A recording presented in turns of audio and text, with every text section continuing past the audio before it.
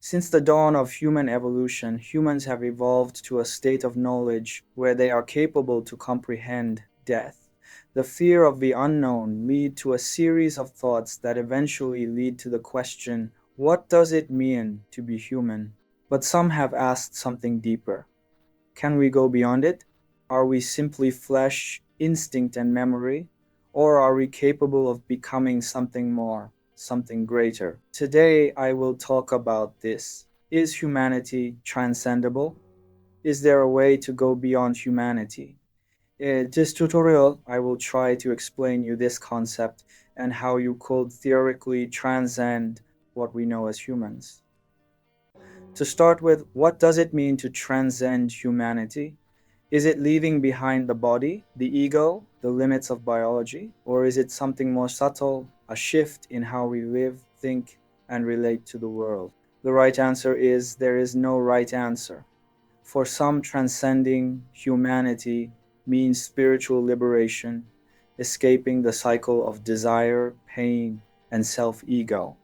Others look to science and technology. Transhumanists believe they can enhance our bodies and minds, merge with machines, effectively evolving. Then there are the existentialists. For them, to transcend is to take responsibility for who we become, and sometimes transcending humanity means simply becoming more human. In this tutorial, we will dig in particularly on my second point, maybe the most fascinating of them by first glance, to transcend humanity as in a technological way. A clear example of this idea can be found in the animated series Serial Experiments Lane.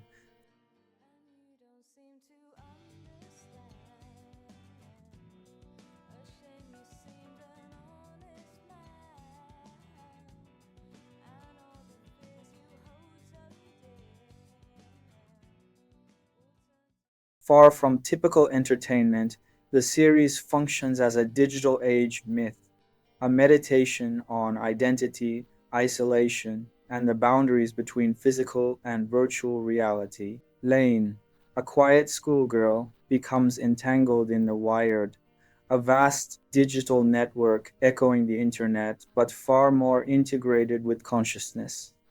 As she moves deeper into the wired, the distinction between body and self begins to collapse. In this world, to transcend humanity is to dissolve the boundaries between mind and machine. Lane is not enhanced by technology, she becomes technology. Her identity spreads across networks, her presence exists without a physical form. She is nowhere and everywhere. This is not utopia. It is alienating, disorienting, and irreversible, but it is transcendence. Lane evolves beyond the human condition as we know it. Memory, consciousness, and even death are rewritten in code. Technological transcendence, as shown in serial experiments Lane, asks whether we are still human when we leave behind the body, and whether connection without flesh is still real or simply noise. So theoretically, if you could transcend humanity as Lane, you will need to follow these steps. First, the loss of the body. Lane gradually detaches from the need for physical existence. Her identity becomes information, not stored in flesh, but in signal. Second, you will need to have a distributed awareness. Lane is no longer confined to a single place or moment. She exists simultaneously across all of the wired. She becomes plural, like consciousness stretched thin across 1,000 screens. Third, you will need to dissolve your ego.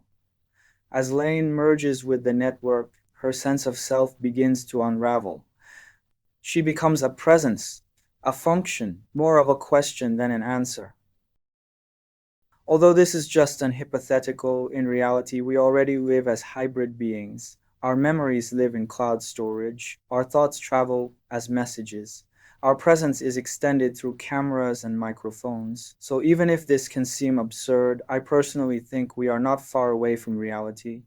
In conclusion, philosophy is not about giving final answers. It's about challenging what we take for granted. Some may find truth in the idea of transcending humanity through technology, others may reject it entirely. Both are valid because, at its core, philosophy is subjective to the individual.